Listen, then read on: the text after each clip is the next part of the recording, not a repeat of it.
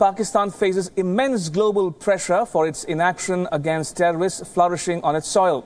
Now the country could be placed on a blacklist by the Financial Action Task Force. The fate of the FATF plenary and working group is meeting in Paris, and a decision in Pakistan is expected by Friday. Reports in Pakistan say the country has committed to a 26-point action plan against terror to avoid being placed on the terror financing watch list. The plan is to be implemented over 15 months, but if the FATF isn't convinced, it will go ahead and blacklist Pakistan. Pakistan's interim finance minister Shamshad Akhtar is in Paris to defend his country's case. Pakistani media reports claim that their government presented a strong case and said that the country will submit multiple reports to the FATF authorities by next year. Media reports also claim that Pakistan has promised to share a report on action taken against 4 proscribed organizations: Daesh, Al-Qaeda, Taliban and the Haqqani network.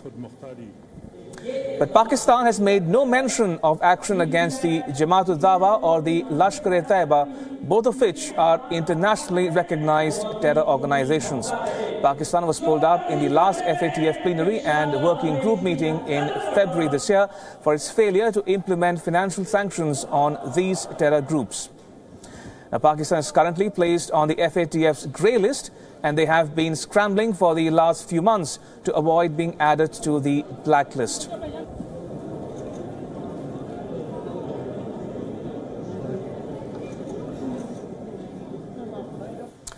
All right, my colleague Taha Siddiqui joins me now from Paris. Taha, writing is on the wall for Pakistan, isn't it? I mean, Pakistan is trying all efforts to convince the FATF, but it does not seem likely to make any impact on the meeting there.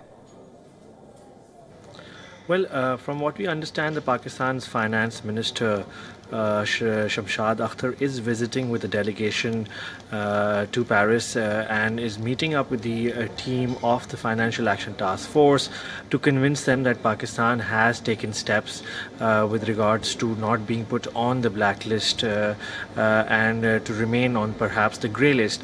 Now, the Pakistani sources in the finance ministry have told the media in Islamabad that there is a 26 points agenda that has been shared with the Financial Action Task Force team, and that agenda is basically what the deliberations are on.